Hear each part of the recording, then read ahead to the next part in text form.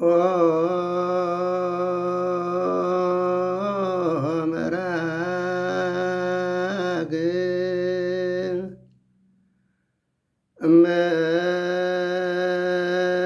مدرس كسماي وبهجته حدث قدامي كل فطرت أنت وأنت تسواه لآدم أما يسدد أمجانات بسم آب ووالد ومنفس قدوس أحد أملاك መጀመሪያ በክርስቶስ ክርስቲያን በወልድ ወልዳን በመንፈስ ቅዱስ ድማ መንፈሳውያን ዝተሰመኹም ናይ እግዚአብሔር ቤተሰብ አፍቃርቲ ንጽሕተ ንጹሃን ቅድስተ ቅዱሳን አቁረረይት መዓስ አሊት ምሕረት ዝኾነት አደና ቅድስት ድንግል ማርያምን ብናይ ኩሎም ሕርያን እግዚአብሔር ቅዱሳን መላእኽቲ ነቢያትን ሐዋርያትን ጻድቃንን ሰማዕታትን በረድኤትን ብጸጋን አመንቲ بمسكال غويتانان أملاخنان مدحانينان إيسوس كريستوس تمكحتي أبزا مقد حق صدقن مقد هواتن دحناتن زغونات أرثوذكساويت توحدو بيتا كريستيان آمنت زغونكم حزب كريستيان كما يقنيكم دحندقنيكم كما يلخم ما بتن كل جزيه مسقانا أجزاء زلمدا كنافركم أفكم النتسماين مدرن زرقن زيرقن كل سفت أرين لولا بهري እግዚአብሔር አምላክና ተመስገን እግዚአብሔር ይልኩም ምስጋናኹም ከም ተቅርብሉ ዘጠራጥር የብለይን ሐራይ ዝተባረኸ ዝተቀደሰ ጾመ ፍልሰታ ይግበረልና ናይ ስረት ኃጢአትና መደምሰሲ ንስጋና መቀደሲ ናብ መንግስተ አምላክ መውረስ ይግበረልና እግዚአብሔር አምላክና እንዳበልኩም ክልተ ሱባኤ ጾመ ፍልሰታ እዚ ጾም እዚ حواريات تصوموا صومي كلتا سباعية مالت كلتا جزية شوعات عصرت 4 معلتيو ازي صوم ازي قدوسان ابوتات نحواريات تصوموا صوميو نمنتاي مخنيات صيموم تصومم كخمي غرو اسالي طلوم مخنياتو صوم اتدليو زخونه يسالت الكا يفصمكا የሪኤካ ምስ እግዚአብሔር የረኸበካ ስለዝኾነ ቅዱሳን አቦታትን ሐዋርያት ጾይሞም እትጾሞም ንምንታይ ምኽንያት ጾይሞም ኣብ መወዳእታኸ እግዚአብሔር አምላኽ እንታይ ገርሎን ክርኢና ሐራይ ጾመ ፍልሰታ ካብ አቦታትን ሐዋርያት ዝመጸኳ እንተኾነ አሙል ዓለም ኩሎም ክርስቲያን ኦርቶዶክስ ይኹን ካቶሊክ ይኹን ካልኦቱን ብዘይካ እዞም ኣብዚ ቀረባ ዘመን ክርስቲያኒና ዝብሉ ክርስቲያናዊ ስነ ምግባር ዘይብሎም ጸረ ማርያም እንተ ዘይኮይኑ እተን ቀዳመት ክርስቲያን ብኽብሪ እዮም ብጾምን ብጸሎትን ብምህልላን ዘሕልፍዎ ነዘን 15 መዓልታት مستفصمه امود داتا معلتي ب16 ب15 نحاسه عدنا قدست انجل مريم ناب سماي زعرغت العلتيو ስለዝኾነ كلهم ክርስቲያን بحاغوسن بخبرن يوم زوعلون زخبرون ጾመ ፍልሰታ أمر عالم يخبر يخنبل كلنا هاجراو بعلات إلى زوعلو كابر بعك سابر عن حمشتين زخنا هاجرات الله نعم النتو أربعان حمشتين كبلكم كلكم نحنا صوم فلستا إلنا إرجتا إلنا ب16 ناسا نخبرينا نحنا نخبر إثيوبيا نخبر جن هاجراو بعلا يكونن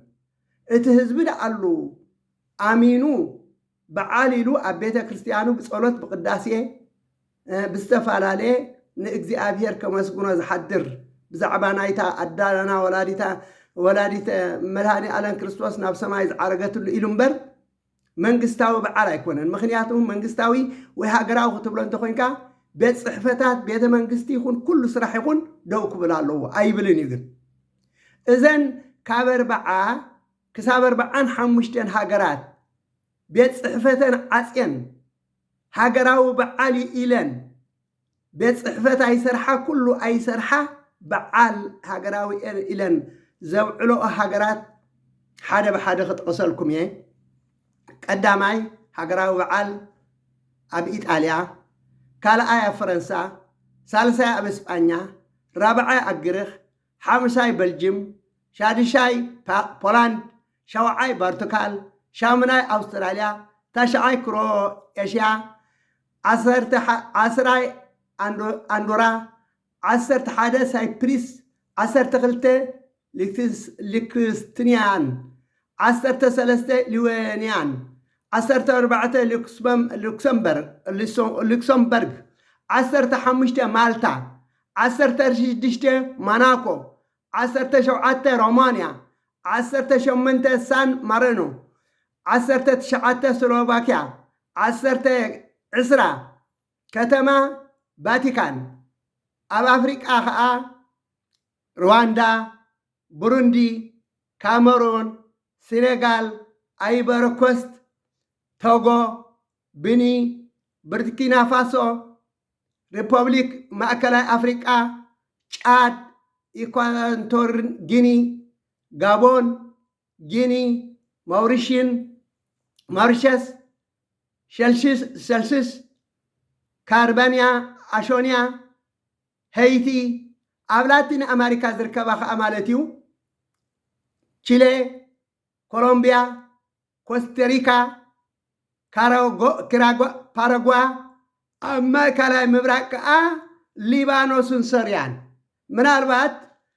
ገሊአን ምስልምና ዘለወን ሃገራት ክኾና ይኽእላ ኣነ ግን ሃገራዊ በዓል ኢለን የብዕሎ እየን። ገሊአን እውን ካብዘን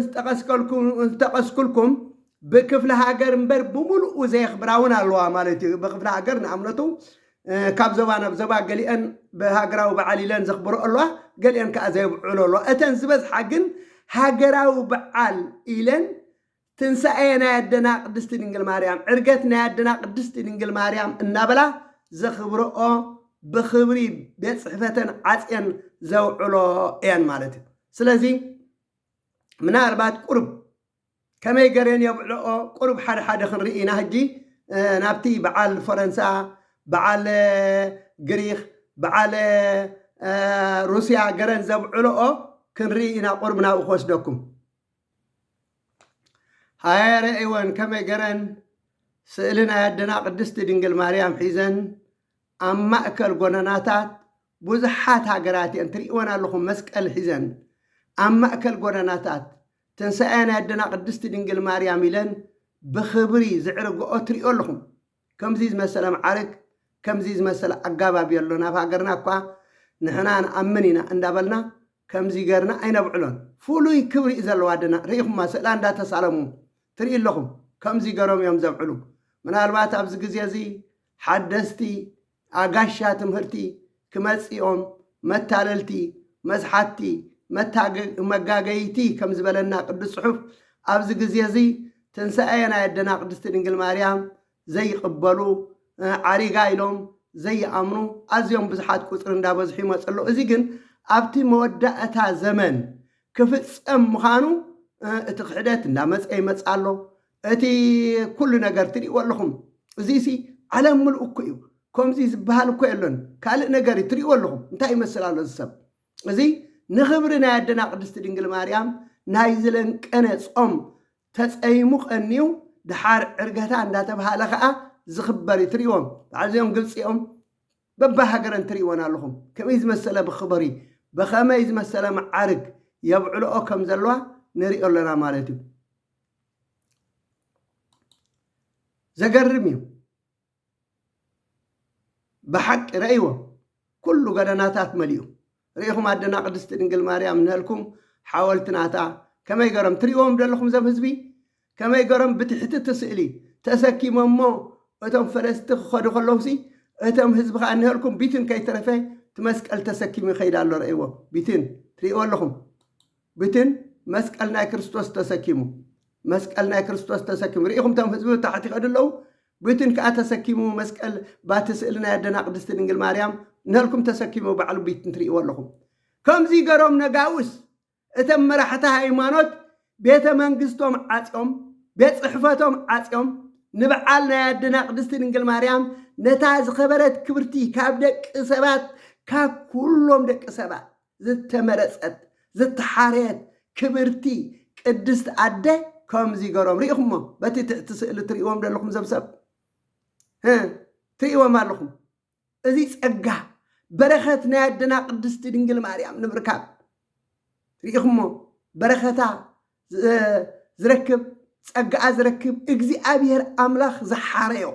إجزي أبير أملاخ زقبؤو إجزي أبير أملاخ زمرتو إجزي أبير أملاخ زقدسو إجزي أبير أملاخ نابتنا يزل علم هيوت نام من قست سميات كأتو إجزي أبير أملاخ تسوع أنت زي كوين بر سوق الكازر كما يكون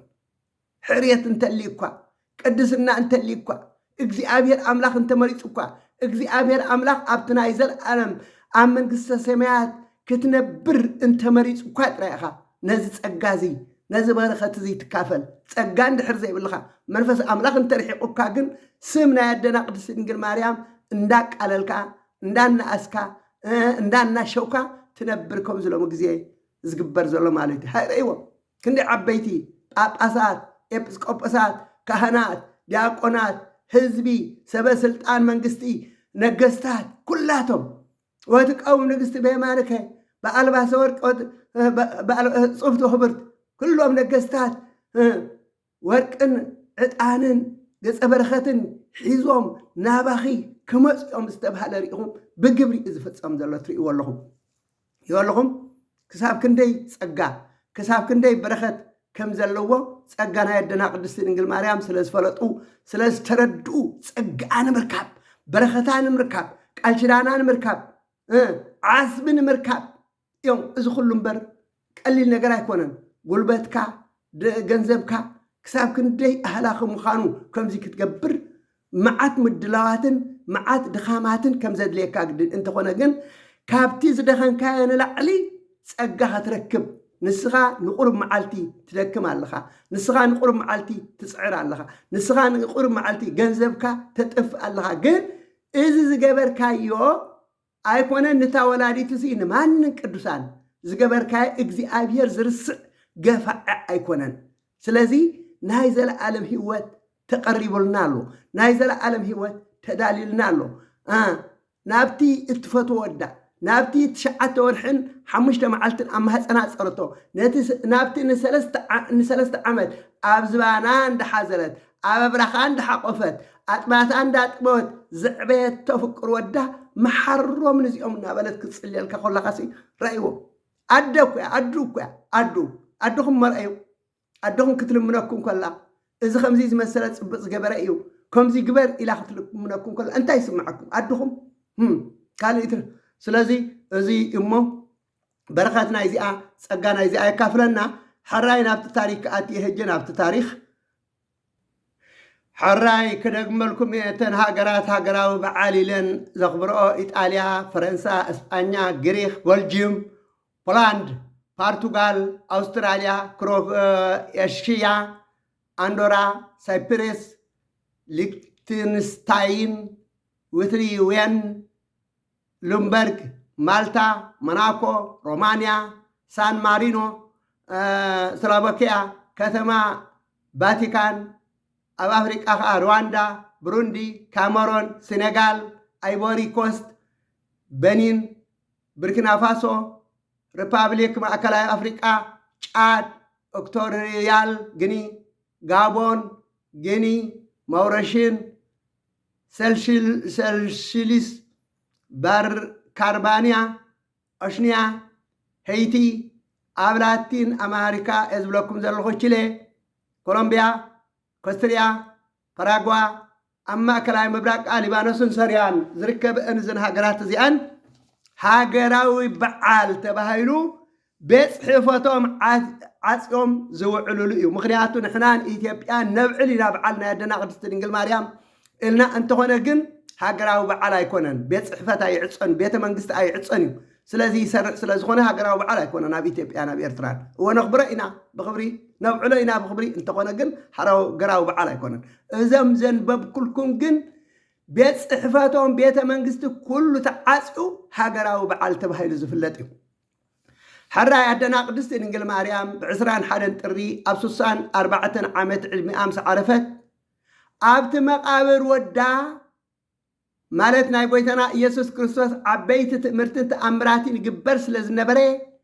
أيهود أبت مقابر أخاكم كي جبر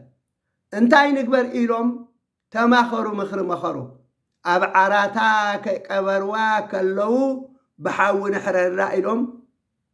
ملهم مخارب لنا سلام انت أبت مقابر قد قويتنا يسوع كريستوس انتاي سلز جبر النبر انتلنا أبت مقابر كيدو أبو صبر استرخي أبو خيد صلي أبو خيد استمهلله أبو خيد زلمنه عورات ريو صمامات يسمعوا حنكاسات بأجرام يخدو لمس أمات ينصحو موتات يتسوس لزنورو بزي مخنيات زيكا تأمراس تجورو الهزبي ريوم ناب امنت كريستنا يخدو سلازنبرو ناب امنت كريستنا انت خي خدوم يلوم انتاي نغبر يلوم تماخيلوم سي كاي تقبرت كلها عرات كلها بحاولنا ندابر بحاول كحرروا اسيافن اباتر حيزوم بسمصوب بزي كحاده حواريا قدس يوحنس كلهم حواريات غديفم مادم مدهاني على كريستوس غنا سغا ولاديتو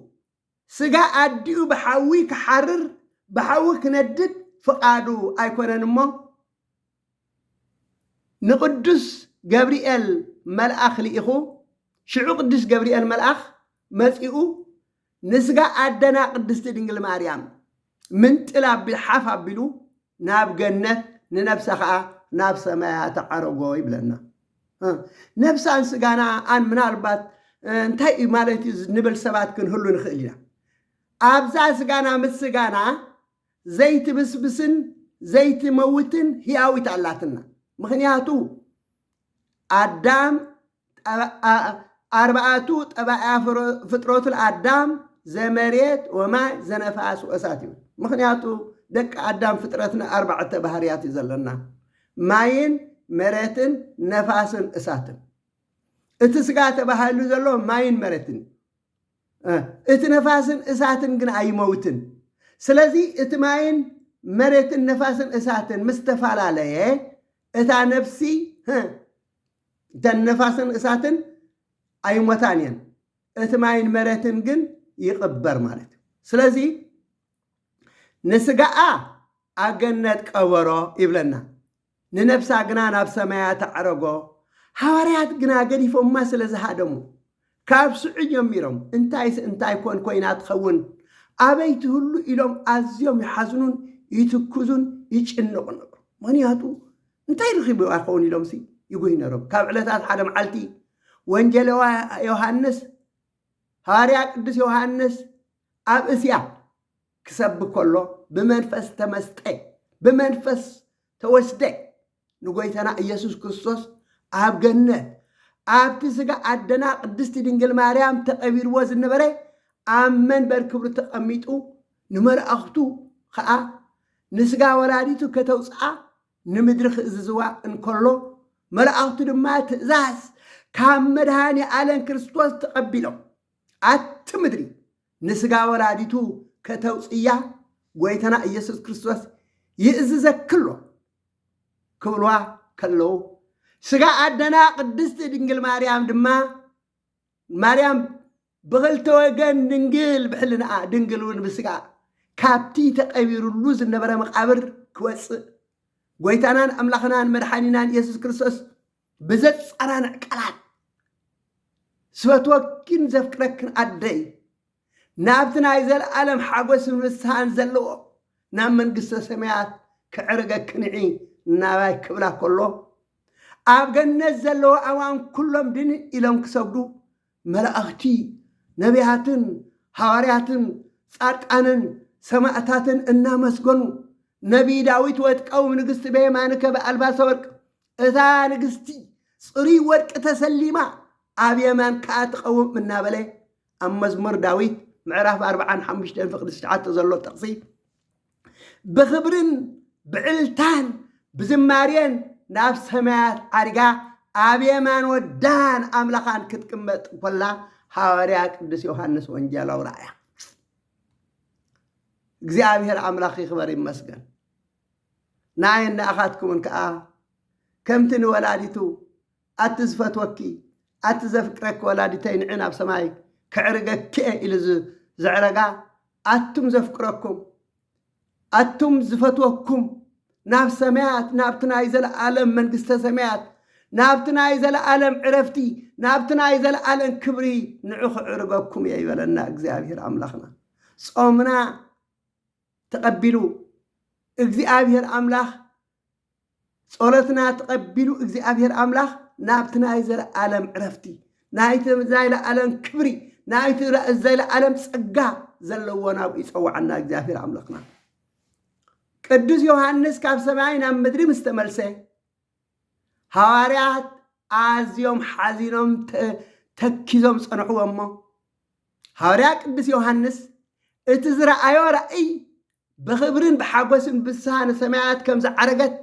مسنقرهم حواريات ناب سماعات بمعراقات حاجوسو انت خونا قنا كم تيك الدس يوحنس نسماعات كتعرق ان كل لازر اي رأي زي مرأيهم ازيوم حزنون قهايون كم تيك الدس يوحنس رأي كريوا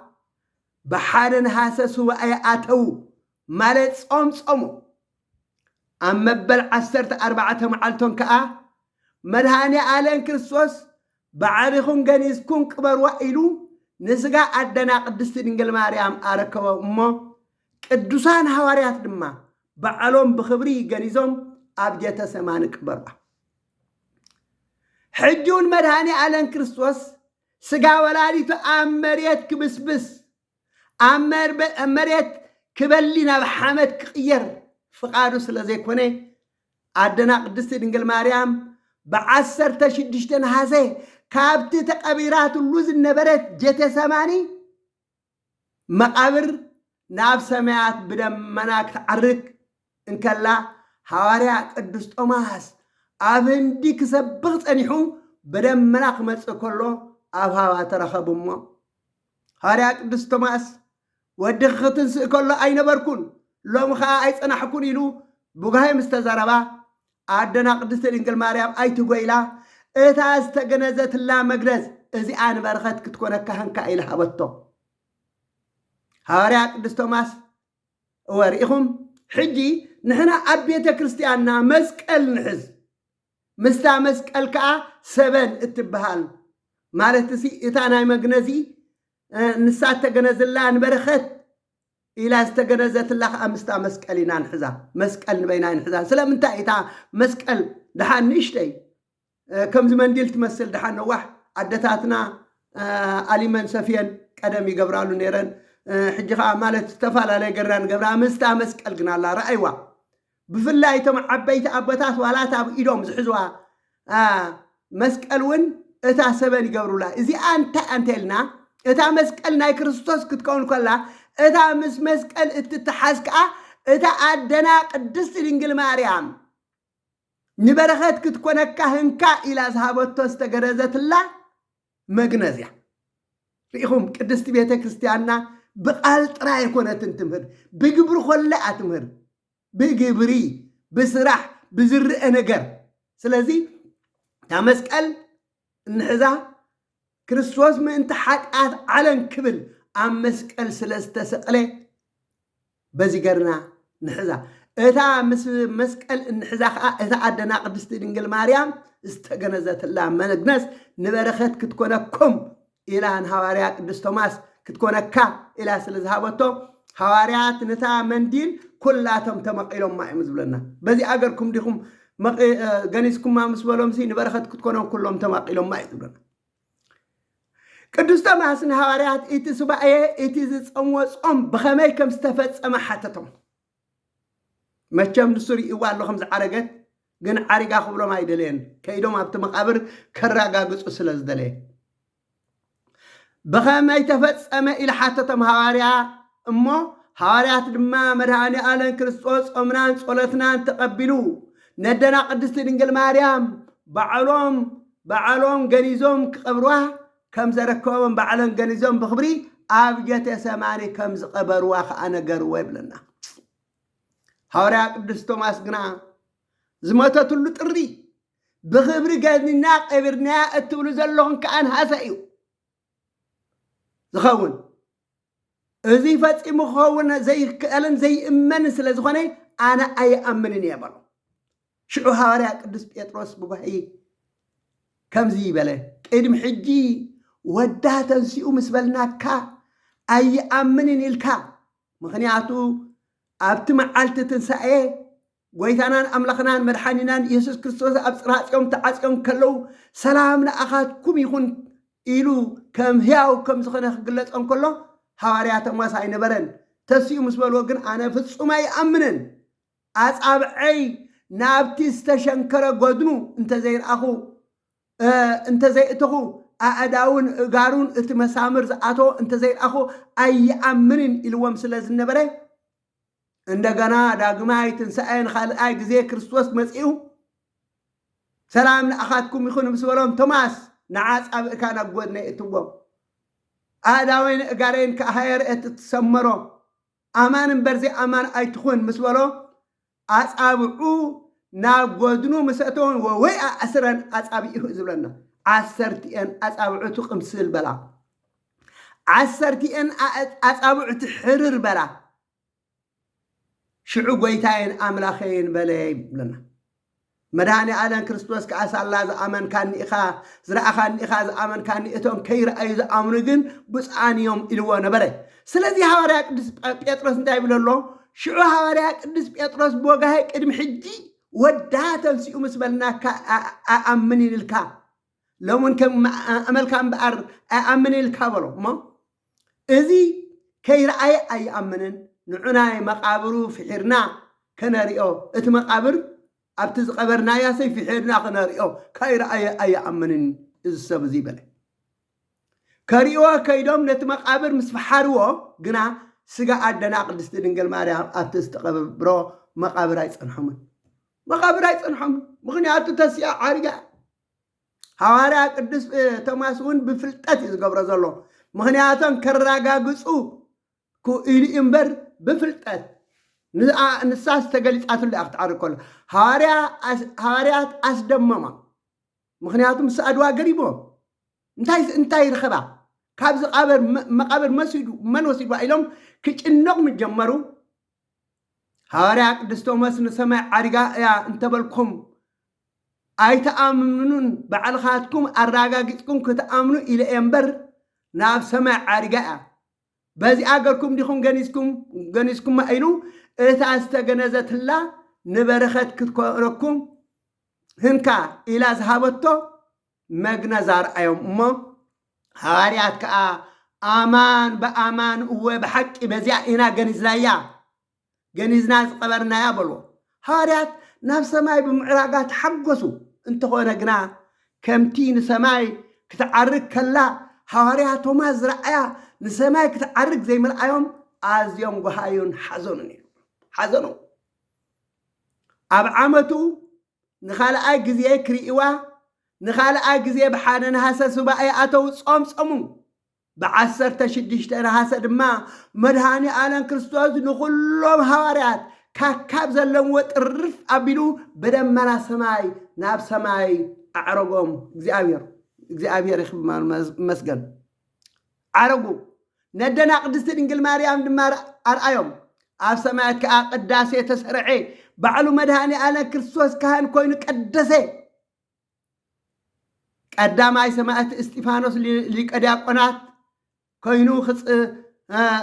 ኮይኑ ጽላት ማለት ታቦት ኪዳን ኣደና ቅድስቲ ድንግል ማርያም ኮይነትሎም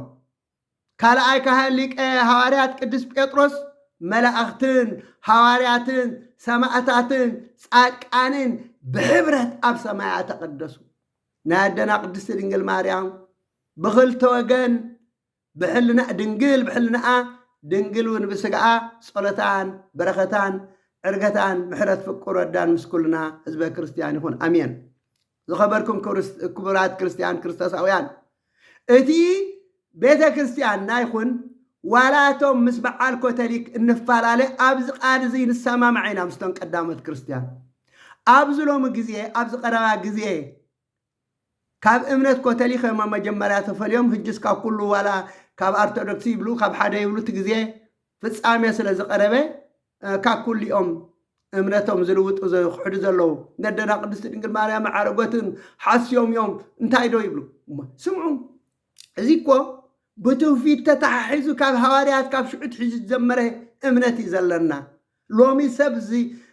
ዝፈጠሮ እምነት ሰብ ዝገበሮ እምነት ኣይኮነን በዓላቶም ጎይታናን ኣምላኽናን መድሓኒናን ኢየሱስ ክርስቶስ ካብ ጎይታናን ኣምላኽናን መድሓኒናን ኢየሱስ ክርስቶስ ከዓ ናብ ሃዋርያት ዝተመሓላለፈ እምነት እዩ ዘለና ስለዚ ክቡራት ክርስቲያን ክርስቶሳውያን ነዞም ከምዚ ዝብሉ ክንጥንቀቐሎም ይግብአና ምክንያቱ ኣይኮነን ወላዲት እሲ ክንደኦም ናብ ሰማይ ዓሪጎም ኣብ ብሔረ ሕያዋን ዘለው በዓል ሄኖክ በዓል ኤልያስ በዓል ዮሐንስ በዓል አቡነ አረጋዊ በዓል እዝራ ዝተፋላለየ ኣዝዮም ብዙሓት ኣብ ብሔረ ሕያዋን ዝወሰዶም ኣለዉ ኣይኮነን ነታ ወላዲቱ ኣብ ማሕፀናት 9 ወርሕን 5 መዓልትን ዝተሰከመቶ ሰማይን ምድርን ክጸርኦ ሰማይን ምድርን ክስከምዎ ዘይኽእሉ ዝተሰከመቶ እትን ሕፃናት ኣብ ማህፀን ዝፈጠረ እትን ሕፃናት ኣብ ማህፀን ዝሰኣሎም ሕፃን ኮይኑ ኣብ ዝባና እንዳሓዘለት ኣብ ኣብራኻ እንዳሓቆፈት ጡባ እንዳጥበወት እመኸዓ በቲ ግዜቲ ሄሮድስ ክቀትሎ ደልዩ ከይቀትሎ ሒዛቶ ኣብ ሰሃራ ኣብ ሲና ኣብ ግብፂ ከምኡውን ናብ ምድሪ በዓል ኣጋዚ በዓል ዝደብረ ሲና በፂሓቶ በዓል ደብረ ዳሞ ኩሉ እዚ ቦታታት እዚ ከም ዝበፅሐት ንኡ ሓዚላ ከርተአዝ በለ 3 ዓመትን 6 ወርሕን ካብ ዓዲ ናብ ዓዲ ካብ ሓደ እምባ ናብ ሓደ እምባ ካብ ሓደ ቦታ ናብ ሓደ ቦታ እሞ ከዓ ብኸተርቲ ብሸፋቱ ብኣራዊት በዚ ኩሉ ስቃይ ዘሕለፈት እሲ ነቶም ሓንቲ ዘይገበሩሉ እኳ ናብ ሰማያት ዕሪግዎም ኣሎ ማለት እዩ ስለዚ በዞም መስሓቲ መዳናገርቲ ክንታለል የብልናን ኣብ እምነትና ጸኒዕና ሰማያዊት ኢየሩሳሌም ክንወርስ እግዚአብሔር የብቃዓና ቅዱስ ፍቃዱ ይግበረልና አሜን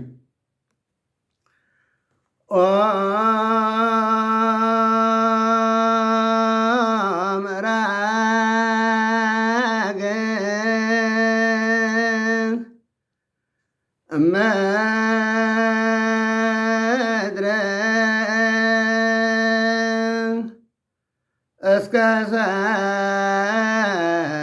ሰማይ ወበችተ ሀደሰ ቀዳሜ ኩሉ ፍጥረት አንቲ